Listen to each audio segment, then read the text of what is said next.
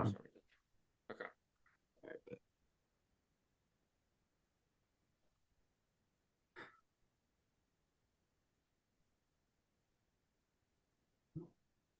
Okay. Dude, this website is unbelievable. It's so What's right? slow. Yeah, it's like Yeah, unusable. I don't know why it's so slow. It's actually kind of insane. Okay. You ready to go then? Yeah. Okay. Welcome back, everybody, to another episode of Sideline. My name is Rishioza, My name's Asher Hire. and we have a busy episode today. We're going to be talking about draft stuff, free agency stuff, all sorts of stuff. We're just going to get into everything that's happened over the last week or so in the NBA and for Denver as well. Um, Draft was last Thursday or last Wednesday and Thursday. We'll start with that. Denver made the move that we wanted them to. They made the move that I think every Nuggets fan wanted them to. I think this is the first time in a while that everyone's happy with the draft pick that Denver made. Deron Holmes coming to Denver. They traded up to get him. The reports that Minnesota, of course, Tim Conley was interested in Holmes. Reports that the Knicks were interested in him, which would have I was scared that New York was going to take him because they were ahead of everybody, and they had obviously the fear of losing Hartenstein, which happened, him going to OKC. So Holmes would have been a perfect fit there. That was my biggest fear. But Denver traded up to get him, gave up their 28th pick and then a couple seconds as well. So solid choice, in my opinion. I think that is it fills a huge need. Makes free agency a little less stressful. What was your thoughts? I know you wanted Holmes too, right? That was the guy who you had Yeah, penciled.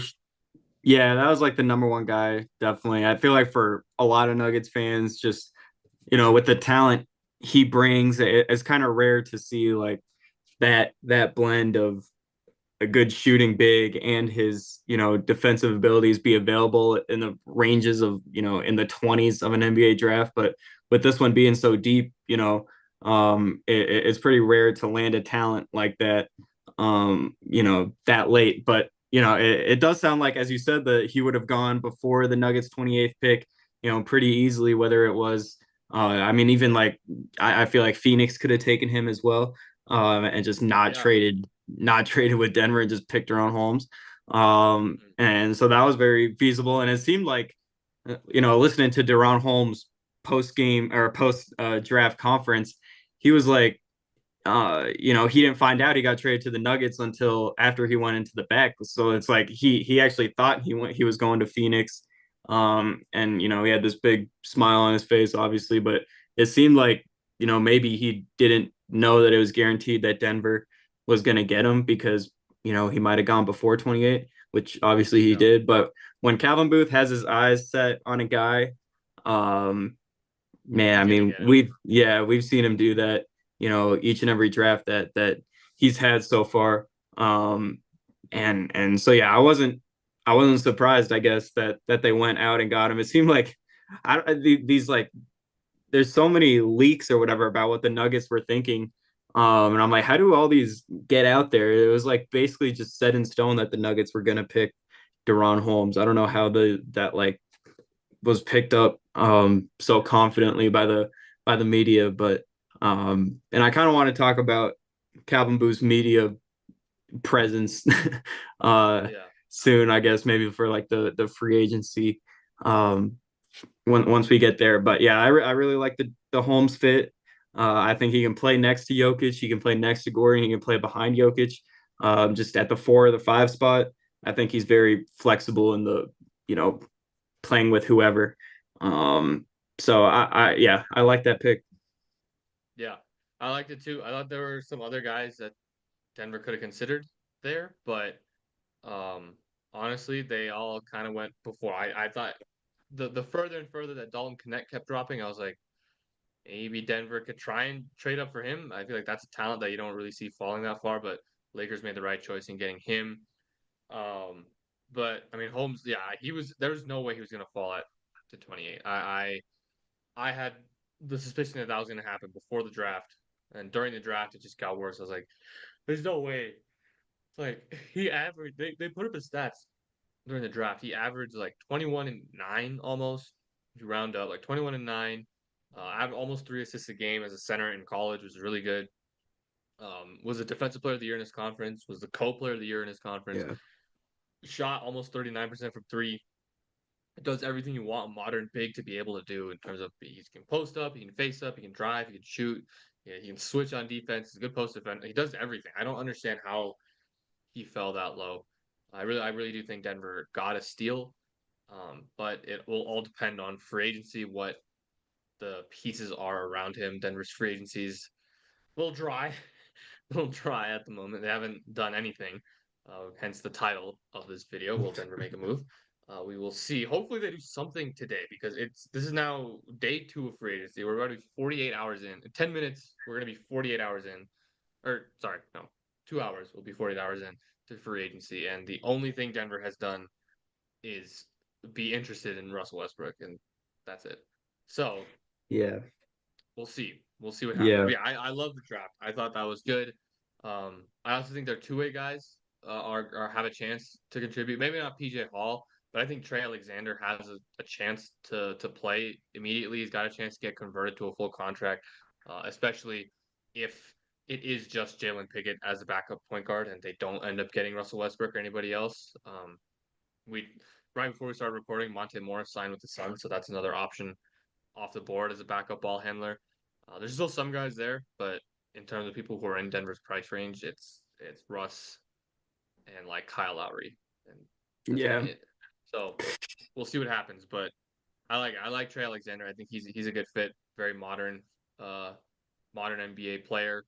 Big, not a bad defender. Can shoot, can score, do a lot of stuff off the dribble. Not a bad playmaker at all. So yeah, we'll see. Was there any guy who you wanted in the second round, like that pick that went 56, whatever the pick that Denver traded? Was there someone that went in that range where you're like, dang, that would have been helpful if Denver was able to scoop him up? Um, I mean, maybe like Tristan Newton went 49. That was another guy that the Nuggets seemed like they were maybe interested in. But it also seemed like he might have like went, he could have gone undrafted as well. But Pacers picks him at 49. I mean, I don't know. I still like Jurisic, but I feel like there's not really like the Nuggets have so many young players right now. Um, Yeah, that it doesn't really feel like you're like missing out because you have Strother is pretty much going to be a rookie next year. I mean, with his playing time increasing and finally I think getting regular minutes. And then Tyson, same thing. So I mean, there's guys that are can contribute as young players yeah. for the Nuggets. So I don't feel like we really like missed out. I like, as I said, like Jurisic and um, but I mean that's pretty much nope, not really.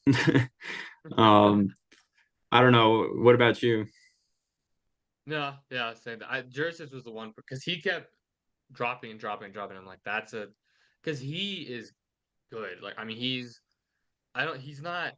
I think he's 20. Like, he's not as young as Topic is. Like, he's a little older, a little bigger, a little bit more filled out. And I think he's a lot more polished as a scorer. And I think Denver could have but he's still a good playmaker. So he's still a guy who you could put in the backcourt day one. And I think have a chance to contribute. I think he's in Atlanta. He's in Miami or Atlanta. I think he's in Atlanta. So he's there. He's gonna have a chance to contribute. No DeJounte Murray and not good team, so he'll play. I really wanted Yeah. him. That was kind of the only guy who I hoped would drop because he looks like Paul George. Like that's the way that he plays. That's his ideal top comp. It's not who he is now, but yeah, Jurisic is there. Newton was there. Kevin McCullough was the guy who I really hoped Yeah. Denver could have kept because I thought I had like a fringe first round grade on him, and he fell well into the 50s, and that was kind of surprising to me. Obviously, it would have been funny if they had drafted Bronny, but there's no chance that was happening. Um, it would have just been funny to do it because watching the draft, Bob Myers is saying, "Yeah, Rich Paul's calling all the teams, telling them not to draft, otherwise he's going to go to Australia." I just wanted a team to do that and just to call the bluff.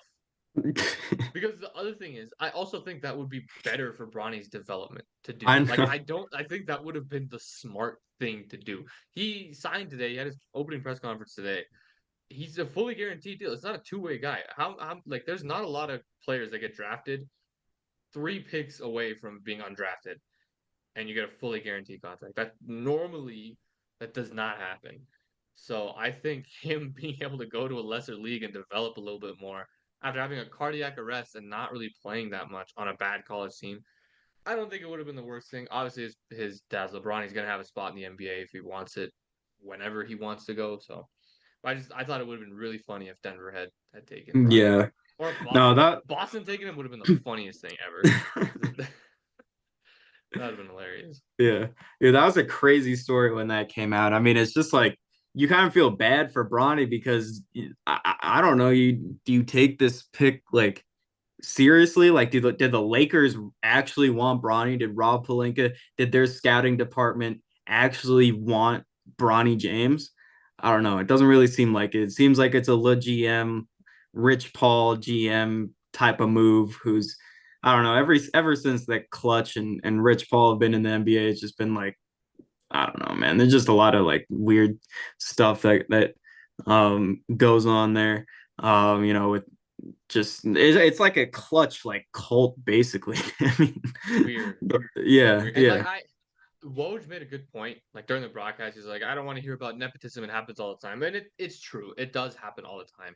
Front offices have it all the time. Michael Malone is a nepo baby.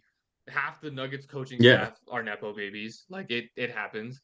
Um, every single front office is built up of people who got jobs because their parents own the team or their parents used to be that. If you look at the Cowboys front office, it's all just his kids. It's all Jerry Jones kids. It's hilarious.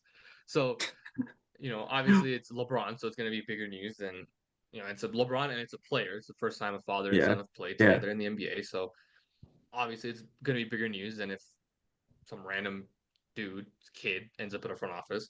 But it's just, I don't know. It's just funny because I feel like getting drafted to the NBA and taking a roster spot from someone who might be more deserving of it is more important than someone getting a free agent or a front office position or an ownership position or something like that or a coaching yeah, position. I don't know. I think that is something that you have to work a lot harder at to earn than something else. But it's not like the other thing is it's not like at pick 55, pick 56, wherever they took him.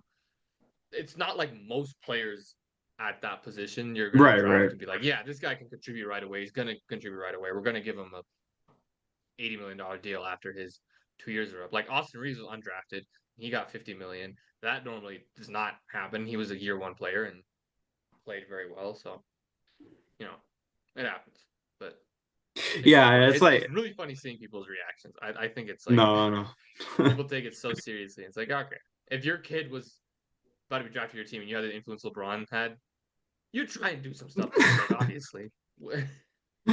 Yeah, especially since LeBron's just probably like 2 or 3 years out of retirement, um, Mhm. or before he retires, that playing with his son would be a big priority, and it's a cool story for sure. And I think it'll be interesting, like just seeing them like both be on the court. I wonder how they communicate to each other and how LeBron's like, you know, famous, like he gets mad at his teammates and stuff, has these like facial expressions. Like, is he gonna do the same thing to Bronny? I don't know. Yeah. But yeah, I mean, it's a cool story, low risk pick, but Yeah. Yeah.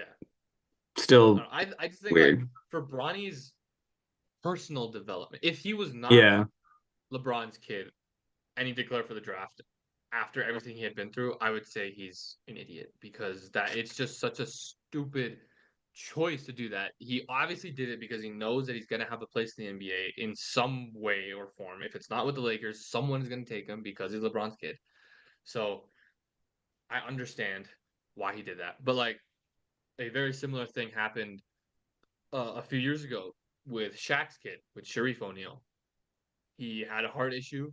He had to undergo open heart surgery. Um, transferred to LSU. I was a junior. He played, he averaged 3 points a game, and then declared for the draft, and then was on a summer league team, and I think he barely played. This is a guy who was one of the top recruits in high school. Like he's a very very talented basketball player, but certain circumstances come in the way where the plan doesn't Yeah. always work out. Like you can't And always just go one and done and get there because it happens. Um, and we and just I think saw it's it very with similar happened to Bronny. and we saw the consequences of that yesterday with Brandon Boston being released by the Clippers. He was Yeah. a top high school recruit, played 1 year at Kentucky, was all right, was picked late in the second round. But if he had gone back to Kentucky and developed for another year, earn some NIL money. I'm thinking with these NIL deals that, a lot of these young players who want to go to the NBA and because they get, Hmm. money right away and so they don't have to risk an injury or something in college and then not get paid in the NBA. But now with NIL and in college sports, I feel like a lot of these players should go back. A lot of these younger players, like why is like Johnny Furphy go back to Kansas, man? Like Yeah. what is Yeah. the point? He's like 18 years old. If he went back to Kansas, I guarantee you he's in the first round next year, unless he gets injured. Um, so I mean, yeah, I don't know. I feel like a lot more players need to do that. Um, but Yeah. I'm like DJ Wagner from Kentucky. I think he was the top high school recruit, right? Had a really, really tough year at Kentucky. Him, Rob Dillingham, and Reed Shepard. That was supposed to be like the best three-man combo in college, and only Reed and Rob did anything. yeah, DJ Wagner was not good, but it's a weak draft class. He could have declared, top high school recruit. He could have done what Boston did, declared. Probably got taken a fly. Someone took a flyer on him in the second round, and maybe it hopes turns out. But instead, no, he transfers to Arkansas, goes back to Cal. He's going to be there for another year, maybe two, and get his confidence back and turn into something because he is a very talented player. And then next year, maybe he has a really good season and becomes a first round pick, and his career is so much better after that. So, yeah, yeah, I think it's the nepotism of it all for Bronny is the reason why he got drafted. I'm not saying he's a bad NBA player. I'm not saying he doesn't have a chance to be a good NBA player. I think he does. I think he has the intangibles to do it. He's a good shooter. He's a good defender. A little undersized, but people have become better players with worse measurables. So, it's definitely possible. It's more of just like the smarter thing to do would have definitely been, hey, I'm gonna go back to college for a year, maybe transfer, do something, and then yeah. build I my stock mean, back up and become a first rounder next year. yeah. You talked about DJ Wagner, but Justin Edwards was a Yeah. top three recruit, and he played 1 season at Kentucky, wasn't very good, went undrafted. Why are you declaring for the draft? Just to go undrafted? Like, I mean, I don't know. This says he's the first top three recruit of the internet recruiting rankings to go undrafted.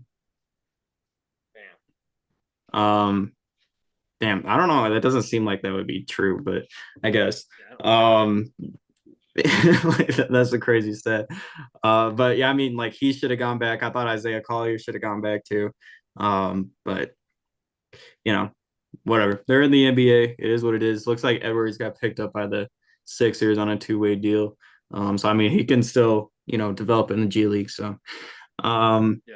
That's the other thing. Like Bronny got a fully guaranteed contract. He should have got a two-way. Like yeah, I really don't understand giving him a roster spot guaranteed. But once again, LeBron's kid. He wants to spend as much time with him yeah. as possible. I kind of want to talk It's more not a huge about, deal. yeah, I kind of want to talk more about Holmes a little bit more about like Yeah. what specifically like you like about his game. Why did he go in the 20s? What are his weaknesses? Because there are some for sure. And Yeah. then, how much does he play, you think, year one? And what's the fit next to Jokic like? Yeah. I mean, especially with I'll say, talk about the fit next to Jokic because what Calvin said after the press conference, he said he views him as a four. They view long term, they view Deron Holmes as a four. So in my eyes, that is if Aaron Gordon does not get extended after next season, Deron Holmes ideally would be the guy who slots right in and plays next to him as the guy who's the athletic, you know, switchy wing defender who can guard in the post and who can hit threes. Ideally, that's like the perfect guy you want next to Jokic. So I think intangibles wise, it's a great fit. I think year one, at least with how the roster is currently constructed, which it's not going to be the final iteration of it going into the regular season and obviously not going into playoffs. I think Denver makes another move at center, and with what happens with Russ, I think that's probably going to happen. But even with those, I think he's going to have to play day one because I don't see DeAndre Jordan at this age still continuing to get day one minutes. I highly doubt that. And I love Vlatko Chantra. I think I think he's a good NBA player, but I think coming off the ACL and stuff like that, you might have to play Holmes over him just because the health. You don't know what you're going to get out of Vlatko. You have a uh, much more concrete idea of what Holmes can do for you. But yeah, and as a fit, yeah, like I said, he can shoot the ball, he can face up, gives you some instant offense, I think, immediately. But I think the reason he went so far, one, he's a junior, so he's 21 already, which in draft terms, you're basically like farting dust at that point. So we'll see what happens with the age stuff. But Denver loves drafting older players, and it's worked out well for them in the past. But yeah, I think that's the biggest thing. And I also think he's a little bit of a tweener in terms of his size because he did play center in college, but center in college and center in the NBA are two drastically different Yeah. positions. He's not a full 7 foot. I think he's like 6'9.5" without shoes or something. Like he's like 6'10", 6'11" with shoes, but he's also only 230 pounds. So I think when you put him up against bigger centers, like look at Andre Drummond, right? He's like the prototypical backup center that every NBA team would want. You put him against Ron Holmes. Ron Holmes is going to get manhandled. I think Holmes is more talented. I think Holmes might be a better overall player, but in a one-on-one matchup, Drummond's going to annihilate him because he's just so much bigger. And I think that's the case with a lot of backup centers right now. They're just a little bigger, so I think that's why he fell. In terms of centers in the draft, were guys who were more physically built to withstand it and who are also younger, like Klingon, Edie, Eves Misi, the Baylor guy. He's much. I mean, I think he's the same age, maybe a year younger, but he's way more like athletically built to Yeah. handle the physicality of the NBA center position. So I think that's why. But I think he should play day one. I think ideally right now, if the offseason goes how we think it's gonna go with the moves that Denver makes, you'll have Westbrook as the backup point guard. You'll have Strother at the two. You'll have Watson at the three, which I think is good. I don't want Watson at the four. And we saw it last year; it didn't really work great unless he's next to Jokic. So I like Watson at the three. Strother at the two is good. Give you some spacing. And if you want to put Vlatko at the four, that's not a bad choice either.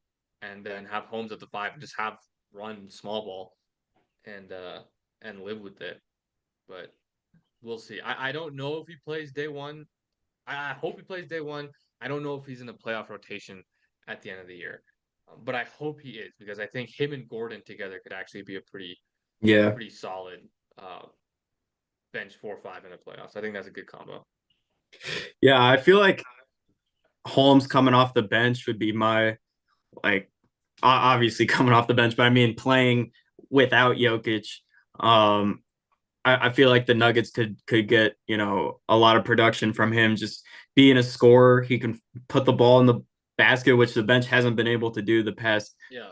Other than Bruce Brown, there really hasn't been a guy that can really create his own shot and score at a high level. So I mean that's great for Holmes, but next to Jokic will be interesting because he's a lot different than Aaron Gordon. Like he's only has like a 27-inch vertical.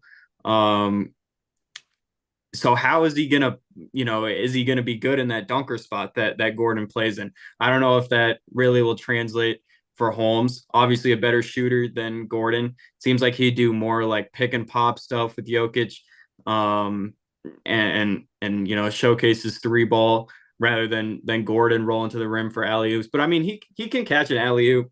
Um, but yeah, the 27-inch vertical and the strength is not up there with Gordon Yeah. at all. But No. I mean, if he can put on pounds, which I think he will, it definitely looks like he could be like a Nasri type of guy. He can handle the ball. He plays really hard on both ends. I think he's really smart, like his basketball IQ defensively. As you said, only 6'9", like pushing 6'10", but at that center spot, but he still, got a lot of blocks in college. And I think that was more of his IQ and his hands. He's got fast hands defensively. So honestly, it kind of reminds me of like maybe he could be like a Jokic defensively, where it's like his IQ and his hands, and he'll play harder than Jokic on defense for sure. So maybe he can get in the passing lanes a little bit. But yeah, I mean, it is scary to think about him going up against real NBA centers coming from the A10, where probably their centers are like 6'8", 6'9", and Holmes is the biggest guy out there, but he's going to go from the biggest guy out on the court to one of the smallest bigs in the NBA. So I mean, it'll Yeah, be interesting to see how he deals with that strength. I don't think you can really like post him down or post him up and have him back down. Maybe he can add a little I think he tried some turnaround fadeaways and stuff mid range area in college. So I think that could be more of his post game rather than like really backing you down. But yeah, I just like the really love the energy he plays with. I think rebounding wise, he'll be a beast. Um, so yeah. No, I think I'm with you him, there on the Jokic yeah, comparison too, because like you said, he has the 27-inch vertical, so he's not the most athletically gifted when it comes to getting up there, but he has a really, really quick second jump. So his offensive rebounding game is really good. His defensive yeah, rebounding game after contesting is really good.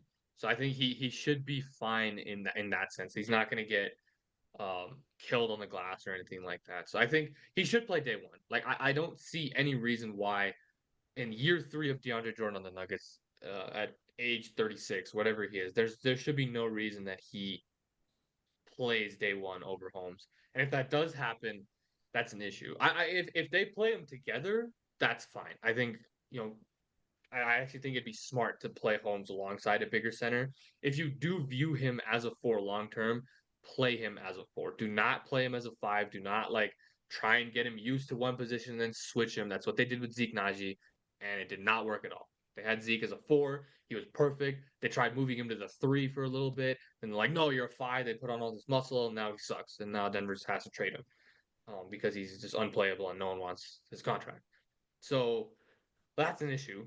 I don't think they should do that. If you view him as a four, play him as a four, or play him small ball where his responsibilities are going to be similar to him as a four. I don't want them playing Peyton Watson at the four and him at the five. I don't want that. I need if you're gonna view him as a four long term, you think he can be a power forward, give him those responsibilities and let him learn and grow into that um, as quickly as possible. So we'll see. I'm excited to see him in summer league. I mean, that's a guy who is yeah.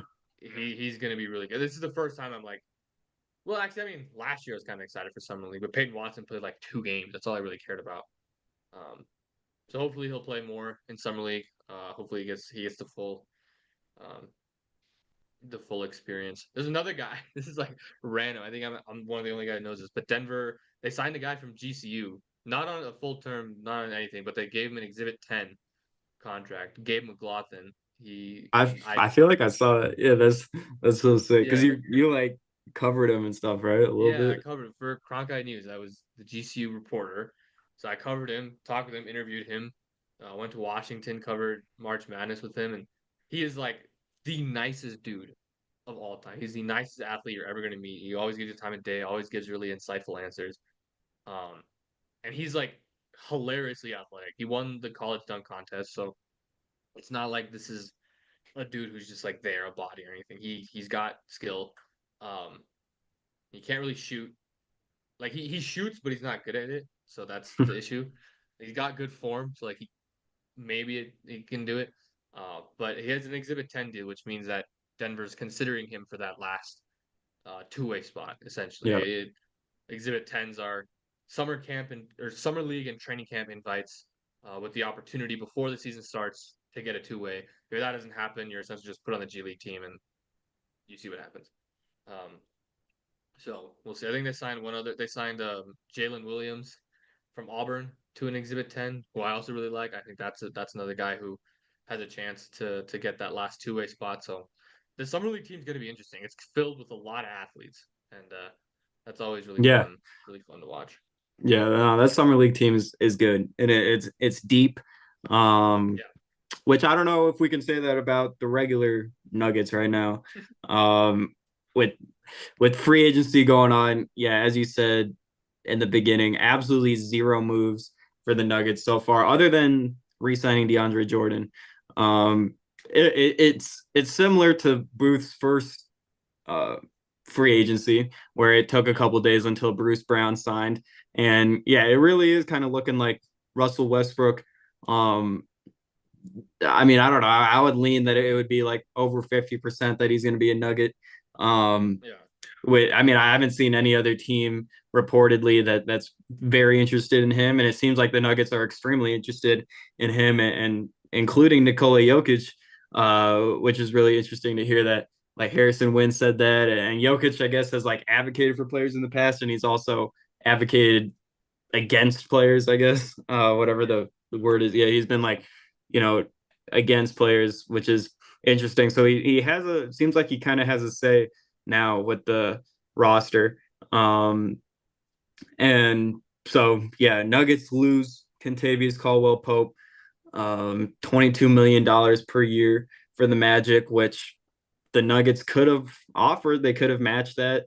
They could have had him back if they're willing to pay the second apron thing, which I feel like the owners definitely should be willing to pay that. When you have Jokic on the team, I don't even see how that's a question of them paying the second apron. It's like, who cares? You guys are just gonna make all that money back in like 2 days probably. So I mean, Yeah. but you know, if they would have signed KCP, it would make the Aaron Gordon extension next year difficult. So maybe they're looking at it like that. Obviously, it just gives them more flexibility to round out the margins a little bit. Um, Free agency isn't over with. You know, if they do sign Westbrook, if they do sign someone else, maybe a reliable backup center, um, that you could play and take the pressure off of Holmes to play right away. Um, you know, maybe sign one of those guys to a minimum. But there's been a lot of guys that have signed contracts already that seem like the Nuggets, you know, could have gotten. So it's getting late. But I feel like I don't know, feel like they still have time to turn it around.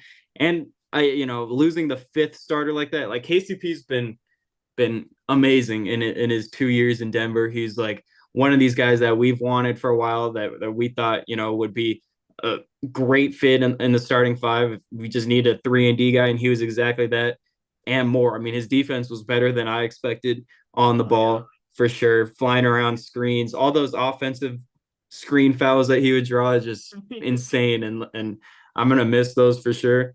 Um, Shot over 42% in both years as a Nugget from three, which is just insane. So I mean, you know, he's really good. I think Christian Brown can step into that pretty seamlessly, though. Step into that role pretty seamlessly. I think he gives you obviously more in transition.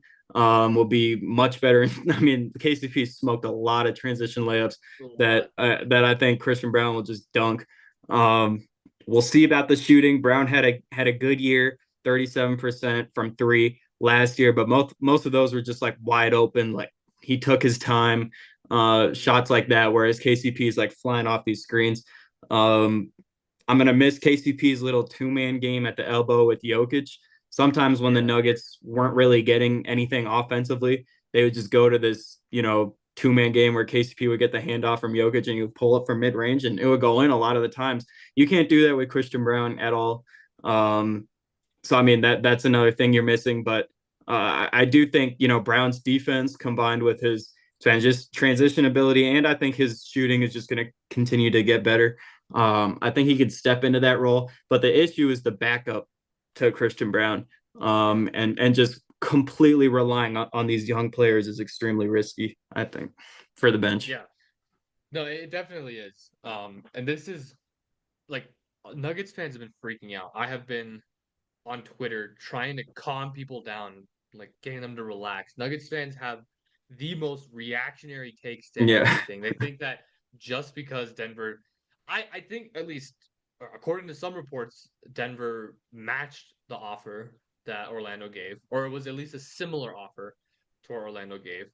KCP's wife was on Instagram saying that that wasn't true. I don't know what is happening. I'm sure she knows more than everyone else, but I don't know what is true. But acting like Denver is going to be, they go from they were favorites to win the championship. It was Boston and it was Denver. Those were the two teams the entire season that people thought were going to win the championship.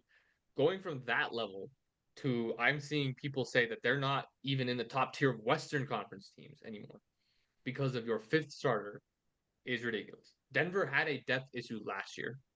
It is not any different. Their issues from last year are not any different than their issues from this year. Yes, losing KCP is bad, but acting like Christian Braun, who, by the way, was better in the Minnesota series than KCP was, essentially on both. KCP had a great game 5. He had a phenomenal game 5 of that Minnesota series. But outside of that game, throughout the entire playoffs, he was not good on Yeah. offense. Defensively, yeah, he was fine. We knew the Anthony Edwards matchup was not a good one for him, but Christian Braun did a better job on Anthony Edwards. He was able to match that physicality. He shot fine from 3, and that was with the bench and that horrific spacing and that horrific offense. You put him next to Jokic and Murray and Porter, he's going to get more open shots. He's going to be even more open. He has less offensive responsibility now as well. He is by far the fifth option. I think Christian Braun can fit into that role, like you said, pretty seamlessly. Yeah, it's not going to be the same. It's not the defense, even though he is very good. I think over the course of an 82 game season, it's not going to be as good. Obviously, the offense isn't going to be as good, but he's not bad. Acting like his defense is like tiers below KCP is not true Nah. whatsoever. This is a guy who is very good. He's a winner. You know what you're going to get out of him. And I honestly think we're going to see an offensive jump. Like he showed a lot towards the end of the regular season. And this is a guy he at Kansas, he wasn't a 3 and D guy. Like he has turned into that in the NBA. He's turned into, prototypical 3 and D guy. Yeah. But at Kansas, that's not what he was. He was a very much all around. He was a ball handler. He was a guy who drove to the rim. He shot off the dribble. He did a lot of different things. And I think with the starting lineup, you're going to see that a little bit more. You're going to see him drive a little bit. His role is going to expand, but his responsibility is going to stay a lot less. Like he. So I'm excited to see what that looks like because whenever he plays with Jokic, it's really good. Him and Jokic is one of the better two-man combos net rating wise in the NBA. So I really don't think it's that big of a deal. But like you said, Yeah. below him is where the bigger issues come from.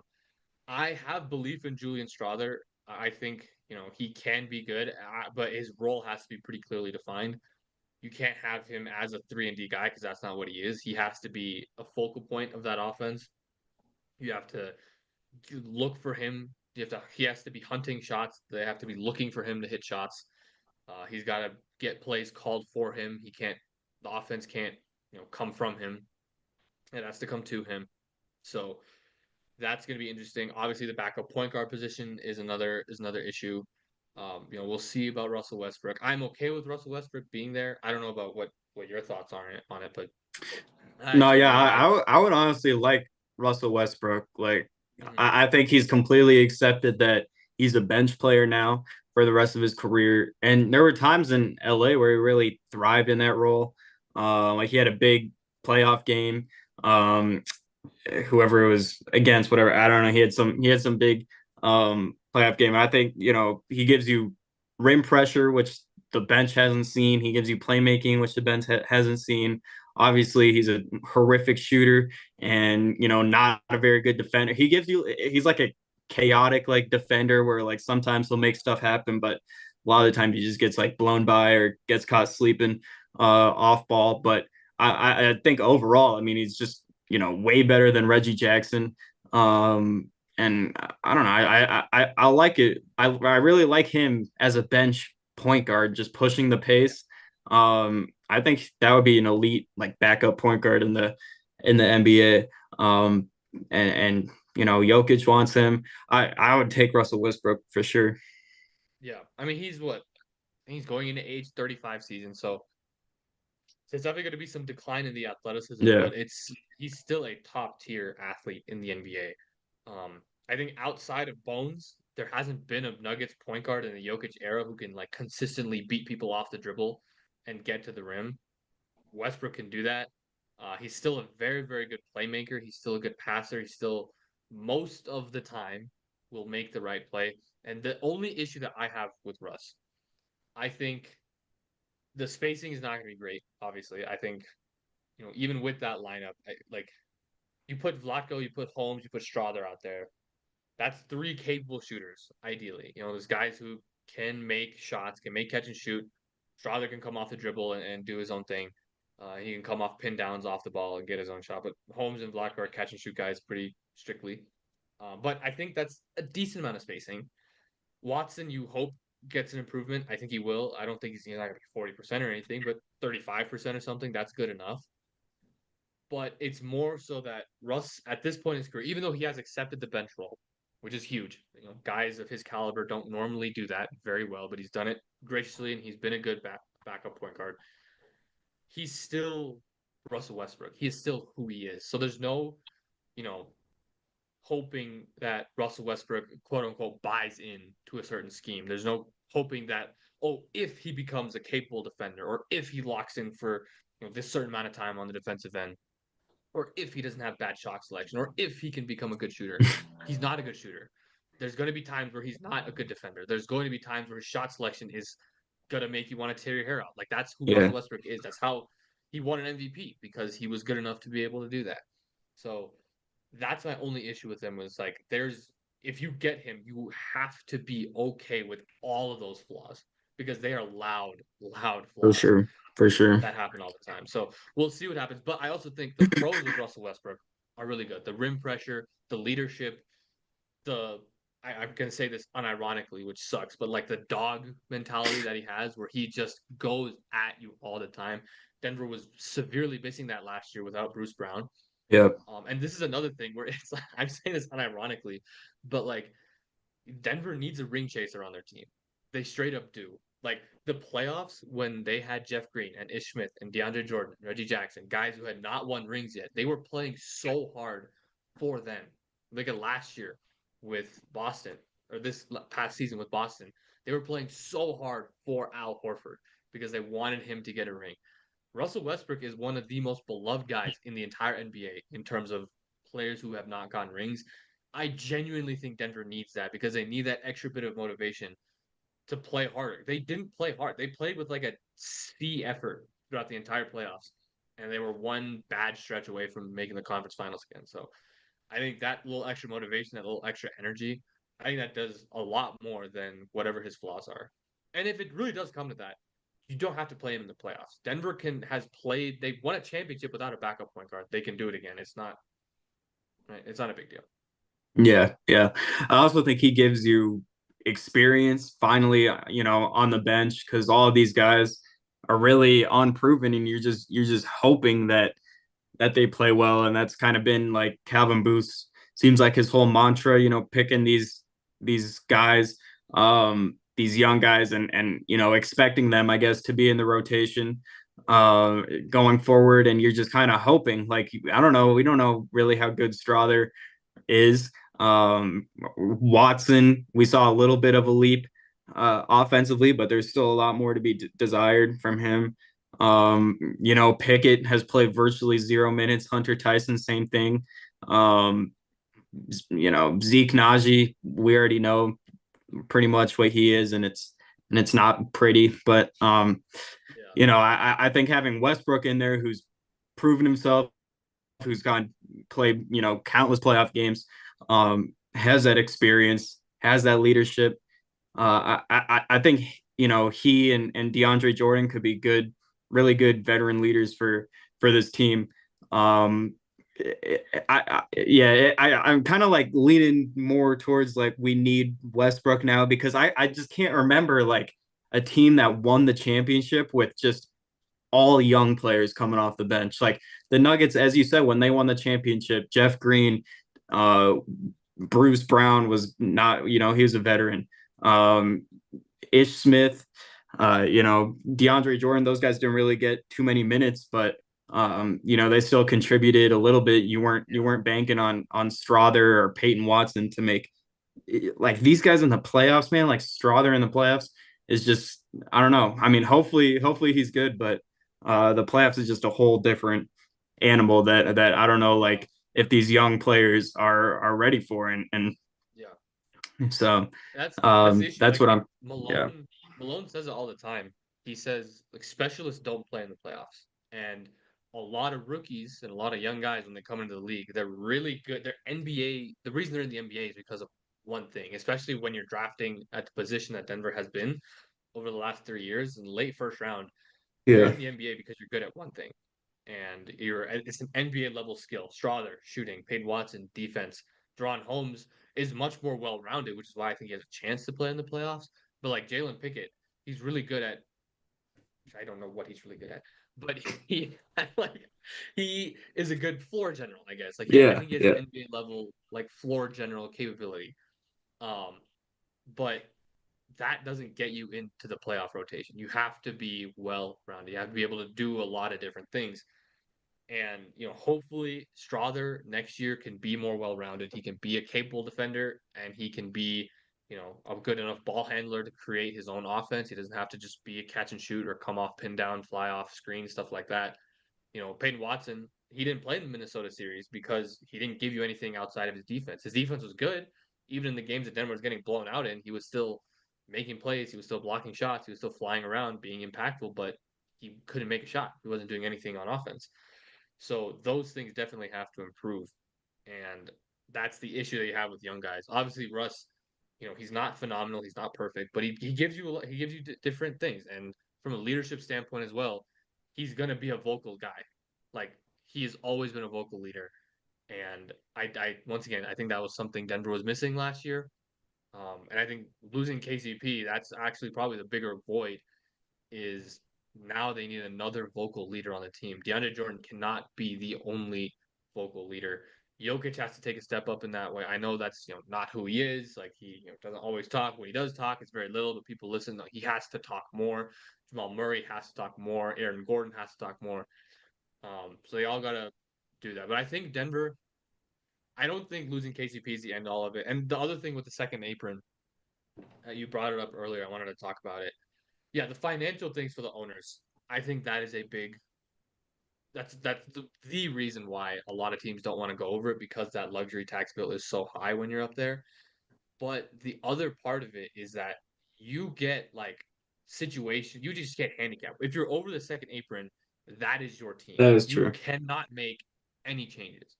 Like not it's not just, in that moment. Yeah, because you lose the taxpayer mid-level exception. So you can't pay anybody more than $5 million. You have to go for veteran minimums. Your first round pick 7 years into the future is frozen. It's not only frozen, meaning you can't trade it, but it goes to the back of the first round, regardless of where you are. So Denver ideally is going to be a good team for the next 5 years anyway. So that pick's not going to be good. But if you're like the Warriors, who were a second apron team last year, they couldn't trade their first round pick 7 years in the future. That pick also is now at the back of the first round, regardless.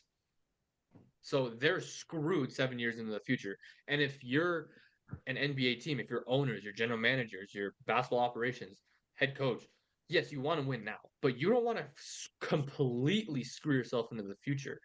Like they have these different things that they have to think about. And the other thing, which I think is more pertinent to Denver's situation, you go over the second apron, you cannot aggregate salaries in a trade. Meaning, if you want to go get Bogdan Bogdanovic from Atlanta, you have to trade someone who makes 15 million, whatever he makes. You have to trade that. You cannot trade Zeke Naji plus Hunter Tyson plus Jalen Pickett plus whoever and your pick. It has to be someone like that. So that really screws you up. You have to only match or be lower on salary, which or match or be higher on salary, which is like that screws you in terms of your team building so much. And Denver's depth is the issue. They cannot handicap, they cannot lock themselves into the team that they had last season because they're going to be screwed. Their depth was the reason they lost. So, Yeah. they're going to bank on the fact that they can sign a couple more guys. Christian Brown can slot in, and They use the young guys and they use the depth that hopefully they've built over the last year. So that's why Denver's been preparing for this for a while. If you didn't think that KCP would leave in like April or something, and you just had the delusion that he was going to stay, that's your fault. Do not blame the front office for that. That is not anyone's fault but your own. Because a 3 and D guy who shoots 40% from three and who's won a championship on the last two teams he's been on, obviously he's going to be in high demand. Yeah, no, for sure. And it's crazy. It's just it sucks how it's like how the second the Nuggets become good, like there's this whole new CBA thing. But then the Warriors, just did their whole thing for years without any penalty. But yeah, I don't know. It does seem like it's like a owner it kind of seems like it's an owner friendly thing. Like it gives them an excuse to not spend big money, to not go over the second apron. So yeah, all very good points. And yeah, I mean it was confirmed like when Calvin Booth was just hyping up Christian Braun, talking about if KCP leaves, I've seen the net rating with Christian Braun and it seems like we'll be fine. The second he said that, I mean it was over pretty Yeah. much. And yeah, that's one thing about Booth. I feel like he's just been like it seems like he shows his hand too much for me, Mm-hmm. or like thinks like just says too much about what he's thinking. I didn't like the whole Bruce Brown. Like he really disrespected Bruce Brown a Yeah. lot. I mean, those comments are like pretty harsh about, Peyton Watson's bigger, he's lengthier, he's better, all this and that. Meanwhile, Bruce Brown was your sixth man who just won a championship. I'm like, all right, Yeah. that's a little crazy saying that. I never liked those comments. And then yeah, these KCP comments, and then seemingly knowing Deron Holmes was going to be a Nugget for the past like month. Like I don't know, is kind of crazy. I feel like, um, and so yeah, I don't know. I don't really like the way Booth like speaks in his press conferences. Um, and I don't know. I mean, he's young, obviously, like in this GM job. I mean, it's his third year, but yeah, I don't know. I don't know if I'm like if that's just like some pet peeve of mine that really has nothing to do with anything, and I'm just getting caught up on it. But like, what do you think about No, I him I saying all I this agree stuff? with that. Like I think he's a very smart basketball mind. But I also think he's pretty stubborn. It seems like if there's a guy he likes, he's gonna go up and get. He wanted to trade up for Peyton Watson. I don't know if you knew that, but like he already traded into the first round to get the pick to get Peyton Watson. He wanted to trade up again to get him, which would have Yeah, just been ridiculous for a guy who would have been there in the second round at whatever pick we had. So like it he's a very stubborn guy. He definitely needs to be a little more discreet. Like it that has to happen. Um, that's part of being a GM. It's the mind games. It's figuring out what other teams know and what other teams don't, and then building around that. So yeah, we'll have to see. I also definitely think there's a disconnect between what Malone wants to do and what the front office wants to do. Front office wants to build around the youth with the bench, and they want to get ahead of the CBA. In the press conference, it was yesterday when they introduced Holmes. Um, they talked about that. They were like, yeah, they want to get ahead of the CBA. We know the limitations that happen with it, which is why they ultimately did not overpay for Caldwell Pope. They've been hinting they're not going to overpay for Caldwell Pope. Um, and that's what they said it in the press conference. So, but I also think that Malone is probably like, no, I want veterans now. I want to win now. I know what we have in Jokic. I know what we have in Jamal. I know what we have in Gordon and Porter. Like, take advantage of it now. Go all in now. But it really seems like Booth and everyone they want to do the project dynasty. They want to build forward. They want to be able to win, more championships in the next 4 or 5 years than win three championships in the next 3 years. So I don't know. It's well, only time will tell to see who is right. exactly. Right. But I think based on history, it seems like Malone is right. Like go for it now rather than wait. I like this exact same scenario in my head happened at the beginning of the season. Denver was not vet heavy at all. They were going to rely on the young guys after winning a championship. It is the exact same thing that happened with Golden State. After they won the championship, they went young. They relied on the young guys. They relied on Poole. They relied on Moody. They relied on Kuminga. They relied on Wiseman, and it completely backfired. And look at them now; they're in a horrific position. So I don't think Denver's not that bad. Obviously, they're much younger in the timeline than Golden State was at that point. Um, I think the structure they have is a lot better. They don't have people punching others in the locker room. That's obviously the locker room dynamic is a lot better than it was back then. So we'll see what happens ultimately. But I don't think this like dual timeline of trying to win and develop at the same time, it never works. In every single sports league, it does not work. So I hope Yeah. at some point they come to some sort of compromise because it's pretty clear that I don't think the coaching staff and the front office are on the same page about it. Yeah. I mean, it's extremely risky. Like, it sounds like it could work, in principle of like, these bench guys continue to develop under your watch.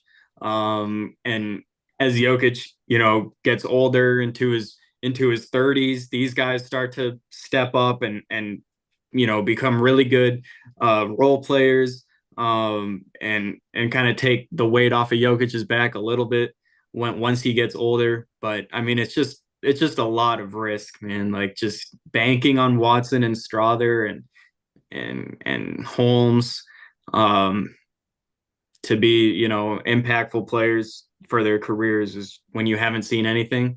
Is just extremely risky. But as you said, only time will tell. Maybe the Nuggets will be the first team to like have this work. So Yeah, we'll hopefully. see. I don't Yeah. know. I don't know if it will work, but if someone can make it work. It's Jokic. So uh, we'll see. We'll see. I think. I mean, next year is going to be better. I think the bench. I think the bench has a chance to be better. That's the thing. I think the ceiling for all this is way higher. Denver, Yeah. at least the front office, and I also think Malone and the coaching staff feel this way too. I think they're very confident in the bench. They're very confident in their young guys. They do believe that they have the chance to be something really really good. Denver's player development is one of the best in the league, and that's probably why they're banking on this. Like, yeah, they obviously can't afford to make as many mistakes as they used to be able to, 4 or 5 years ago, but I still think they can develop them pretty solidly, and the G League helps a ton as well. But man, it's hard. It's really really I hard. guess what also makes it tough is just seeing the Thunder, the Timberwolves, the Mavericks like continue to improve. Meanwhile, the Nuggets, if you look on the thing, no reported moves yet. Like, and they're Yeah. one of the only teams. Them and the Grizzlies are the only teams that have not made a single move yet. Um, so I mean, yeah, that's what makes it like hard for me is like definitely the Mavericks are better, definitely the Thunder are better, definitely the Timberwolves are better. And the Nuggets are probably worse, but I mean, you know, if we'll see like how long this Mavericks. It seems like if these Nuggets, young players, if that stuff all does work out, and obviously their timeline's going to be a lot longer than like the Mavericks or Yeah. or the Timberwolves. Um, but the Thunder look insane for the next however many The years. Thunder looked really ridiculous, and that's something like Denver just didn't have the opportunity to do that. Like you cannot in the Yeah. NBA, the progress is it's not linear for players, it's not linear for teams. And you can't compare it to other teams. Like you can there's no journey for each champion that's going to be the exact same. And OKC's journey is building on the young guys, rebuilding from the Russ and the PG days, and now having SGA and Jalen Williams and all these different guys, and then building off it. Obviously, having the one playoff run, going in on it, trading Giddy. I would assume Lou Dort might be next if they don't do anything next year. He probably would be the next guy out, and then trading somebody for him, and seeing where it goes from there. But yeah, OKC that scares me. San Antonio is going to start building for the future pretty soon, or start building to win pretty soon over the next 2 years. And you're like Wemby, whatever he turns into is going to be scary. Memphis, I don't think a lot of people are talking about them enough. This is a team that was like the most injured team in NBA history last year, and they're going to get Ja back healthy. They're going to get Bane back healthy. They're going to get Marcus Smart back healthy. They're going to get Jackson back. They still have a decent bench. Brandon Clark is still there. I think Zach Edey's like a perfect fit alongside Yeah. Jaren Jackson. Like that is the guy you want starting. Like that's a terrifying situation. Um, New Orleans, we'll see what happens with them, but I still think Zion is a force. I like the trade for DeJounte. CJ's still good. Like, I don't know. We'll see. We'll have to see what happens. Yeah. But yeah, I think, man, it was interesting. The West is just gonna be so good, man. It's like, oh, it's gonna be horrifying next Yeah. season. Who do you think so far has kind of stood out to you in free agency? I think there's a couple teams that have been extremely involved, like the Sixers, the Thunder, Yeah, the Clippers. Those guys have been, I guess, the Pistons even. They got Harris and Hardaway, but yeah. and the They signed Mavericks. James White. Oh no, actually, no, lost it. Never mind. But Um, yeah, who do you think has kind of made like the best moves? Do you think the Paul George to Philly? Will this stuff work for them? I don't know. I don't know if it'll work, but I like the moves that Philly has made. I think Paul George there helps. It takes the pressure off Embiid. Gives you another ball handler next to Maxi, which is nice. They signed Drummond as well. They got back Kelly Oubre, which is pretty huge. It looks like they want Paul Reed to play the four now. They don't know Batum, so they'll have Paul Reed play the four alongside Drummond. Maybe Paul Reed starts to shoot a little bit more. Getting Kelly Oubre back was huge. I love that. Um, that was pretty solid. I like Orlando's offseason too. I mean, they had a chunk of free agents where I was like, I don't know if they can keep all these guys. They kept all of them, and then obviously getting KCP, I love that fit for them. Yeah, Suggs and KCP in the backcourt starting is going to be ridiculous. Like that has a chance to be one of the best defensive backcourts in the NBA.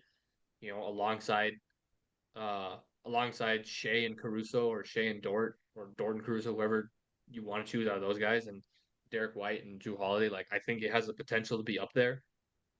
They got back Goga, who's a guy I thought Denver could have signed, but they got back him back for a lot more. Uh, got back Gary Harris, got back Mo Wagner. Like they yeah. re-signed a lot of their guys.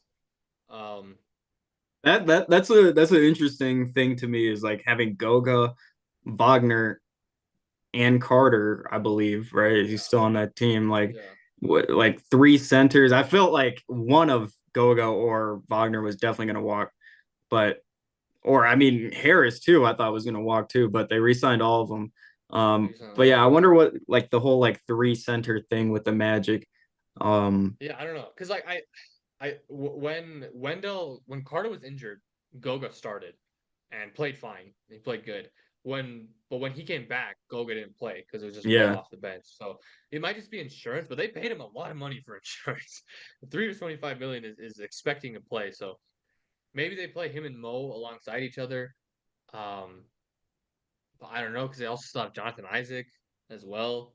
Maybe he's expendable. Um, or I heard they were shopping Wendell Carter, so that might still be happening, and they start Goga. Um, so I don't know. We'll see. But yeah, it's definitely a bit of a logjam. But I like the way they're structuring it. They're not giving any of these guys crazy long-term deals or crazy money. It's all 2 year, player options, short-term deals, deals they can get out of if they need to, and so they have money to pay Jalen Suggs and Franz and Paulo and Cole Anthony and yeah, all these other yeah, young guys who they have. But I like what Orlando's building. I think they've addressed what they needed shooting. That's the only thing they needed, and that shooting helps. That yeah, shooting for helps. sure. Going back to Philly, as you said, I like their moves too. I still feel like they're one impactful like defender, Yeah, guard defender who can also I pass. Like they love don't that have. if D'Anthony Melton I know signed that's what with the I'm. Golden State, I think Yeah, they yeah. got him back. That would have been perfect. But But someone like that, um, mhm, you said Marcus Smart's name, like that would be an insane. Like I feel like if the Sixers yeah, are like a Marcus Smart like away, like someone because they still don't have too much playmaking. And Smart gives you that and defense. But I mean, I feel like that's whatever. Memphis is just gonna keep Smart. Um, mhm, but I mean, yeah, it gives you signing Eric Gordon, George gives you a lot of spacing. And then like Andre Drummond as a backup center is huge. They got back Oubre too. So I mean, Philly's had a good offseason. The Clippers are really interesting to me because they lose Paul George but then it seems like they're still feeling like, they're contenders. They go out and they get veterans like Batum, Chris Dunn, Derek Jones. I'm not even going to say the other guy's name. But yeah, they sign all those guys, and meanwhile they lose PG. So like, do the Clippers really think that they're still in it in the West? They signed James Harden to a huge 2-year deal. So I mean, I don't know. Clippers are interesting, I Yeah, guess to me. Clippers are. I don't think they're like in that top tier, but it seems like they're like acting like it. Yeah, it's interesting. I mean, yeah, losing PG sucks. That really sucked. And I thought they should like they had the deal, the sign and trade of Golden State for Paul George. It would have been like, and Chris Paul would have been sent over. It would have been Kaminga. It would have been Moody, and it would have been a first or something like that. I don't know why they didn't take that. Maybe it's just some pettiness. Maybe they didn't want to trade him to a rival, anything like that. Which I understand, but also at the same time, you have to think about the future of your team. Also, think about the timeline of those two teams. Both these teams are going to be out of contention. Any slight chance they have of being in a contention window, they're going to be gone in the next 2 years anyway. So who cares? You're sending Yeah. him there. So I thought that was stupid turning that down. Um, but yeah, Derek. I think Derek Jones is fine. Chris Dunn's a good pickup. Chris Dunn pickup obviously means Russell Westbrook's out the door. So we'll see. I like Batum. I thought I might be crazy. Wasn't Batum supposed to retire? Like I thought he was going to retire after the Olympics. I Like don't know. I don't know. I I don't think I heard, swear, maybe I don't know. I don't think I heard that, but I could like see it. I swear that happened. Maybe I don't know. He played phenomenal this season. Like because I thought, or maybe he was contemplating it after he got traded because he wanted to stay in LA and he got traded in the Harden deal, went to Philly, Yeah, but I assume yeah. he loved Philly, liked it. I don't know. I don't know. But yeah, but Clippers are interesting. Clippers are interesting. They'll still be a good team. I think Harden is still a very very good player, still a very capable player. But I can't take them seriously because I don't think Kawhi Leonard is ever going to be healthy for I the know. playoffs. Yeah. Yeah. And I mean, even if he is, I still don't think they have enough. Like I'm gonna be honest. Like I don't think just Harden and Paul George is enough offense because I don't think they. It's just them two and then a bunch of role players. They don't have like a specified third option. They Right, have right. like I said, like have like Terrence Mann, I guess, but that's it. Like Bones. yeah, I guess Bones will play. Well, he might not even play more because they signed Dunn. So like I don't Yeah, even yeah. know if he's gonna be like part of their rotation. Brandon Boston, I guess, but you waived him. He's not going to be there anymore. So I have no idea. I don't know what the direction that they're going in. Once again, being fans of this and looking at it from a completely different perspective than coaches, the ideal thing to do right now if you're the Clippers is to blow it up. Like that's the smartest choice to do. Build for the future, recuperate some of your assets because you have none right now. But they can't do that. They need to win. They need to do something. They need to keep They their want to jobs. win. Really. Yeah, they Yeah. keep their jobs. They just built this insane arena that's going to host Olympic games and all these Oh, things. right. I forgot about that. Like they have to make that investment somewhat worthwhile. They can't Yeah. build that arena, blow it up, and then have no one show up to the games. Like that can't happen. And they've had a string of success since like 2011. Like they've been one of the top teams in the Western Conference for a long time, and I'm sure they want to keep that going. So I don't know, man. I find it kind of hard to believe in the Clippers right now. Yeah, I do too. They feel like they're a tier below everybody else in the West. And then seems like, yeah, Philly is the same way. Oh, they're just a tier below the Celtics, I guess. Um, Yeah, yeah. like The Celtics are on because their own. yeah, that's the East. But yeah, it still seems like George and Embiid would still get like manhandled by Boston, to be honest. Like I Yeah, just can't see Paul so George sad. getting around any of those guys. Like I don't know. I don't. Paul George could be like Yeah. his matchup against Boston. I don't think is fits him at all well. No, no. They yeah, they loaded up against him or that Yeah, like archetype pretty perfectly. I mean I've loved OKC's offseason. Obviously getting yeah, like Caruso for Giddy, we talked about it earlier. Like that's just a perfect deal. Signing Hartenstein is good. It's a short-term deal too, 3 years. I think there's a player option after it. This is a guy who fits perfectly. He's a good playmaker. You can play him alongside Chet and be perfectly fine. You could have um, was it Shea, and they drafted Topic too, so like they have their point guard of the future off the bench as well. Like that's a perfect addition for them whenever he gets healthy. It's probably next year, but your starting lineup is Shea, probably Dort because of the chemistry, Jalen Williams, Chet Holmgren, Hartenstein. Like that's length, that's defense, that's shooting, that's on ball creation, that's Yeah, everything. I will And then off say, the bench, you got sorry. Casey Wallace. Yeah. Sorry, you got Casey Wallace. You have Caruso. You resign Isaiah Joe and Aaron Wiggins. Um, I think you need. I still think you have the other Jalen Williams, who I guess would be your backup center. You could play Hardenstein off the bench and start one of those other guys. Start Caruso if you wanted, or Wallace or whoever. But Yeah. I think ideally you'd want to start both. All right, what were you gonna say? Just that, yeah, I mean, as you say that, like, it feels like it could be like matchup dependent on if Hartenstein starts or not, because I saw someone say this on Twitter, just that, it makes it easier, honestly, for the Nuggets and for Jokic to guard the Thunder if Hartenstein Yeah, starts, because usually it would be Jokic on Chet and he'd have to go out to the perimeter and it's just a nightmare. But with Hartenstein, being a non-shooting threat at all, Jokic can just, whatever, sit in the paint. But I do feel like if the Thunder's lineup would be like SGA, Caruso, Dort, Williams, and Chen or something like that, that would be harder to guard for the Nuggets and for Jokic. Um, so I mean, yeah, that's just all I was gonna say is like it's interesting, the matchups. It seems like the Thunder definitely improved with Hartenstein, but maybe it's just better for the Nuggets that he's there. I don't know. It's I like don't know. it's a It's weird thing, but it's still like it's still a good problem for OKC to have though. Like they yeah, can yeah, mix and exactly. match these in any way that they want. Um, and honestly, who like Hartenstein's had a really good last 3 years. Is his last year with the Clippers was good. Obviously, the last 2 seasons with New York have been excellent. But there's still a chance that he's not that good. Like there's still a chance he doesn't play at that high of a level. So he could still, potentially falter. I don't think he will. I think he's a very good player, but there's still that chance. But yeah, they can mix and match um, the lineups pretty seamlessly. You want to start Caruso for Hardenstein, that works fine. Then you have Shea, Caruso, Dort, Williams. Like that defensive quartet is ridiculous. And you have a dude who averages 3 blocks a game sitting on Yeah, the back line.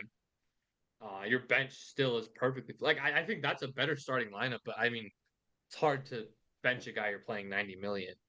Yeah, just at least opening day in the regular season. I don't know if that's playoff wise. I'm sure it could happen based on the matchup, but I don't know. Hard to bench a guy you're paying $90 million. So yeah, we'll see. We'll see. I think OKC is probably regular season wise right now. They're the clear cut number one in the West. I'd probably put Minnesota right below them. They didn't get any worse, and they got marginally better. Getting those two guys, getting Terrence Shannon, getting Rob. Those are two huge pickups that helps. Going forward, Rob ideally would be that point guard whenever Mike Conley decides to hang it up, but he can still play at this level for another 3 years probably. And then Terrence Shannon's a lightning rod scorer. I would still honestly, I'd still put Denver above Dallas. I think Denver is probably the third team right now, and then Dallas is fourth. I like the moves Dallas has made. I think Clay change of scenery is way more yeah, impactful than I think people realize. So him there, yeah, the defensive backcourt's not great. Luca, Kyrie, Clay, that's it's not a phenomenal recipe, but still having Gafford there, still having PJ Washington there. I think signing Najee Marshall was pretty huge.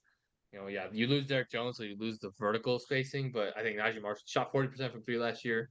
Still a very, very good defender. He's a much better offensive player than Derek Jones is.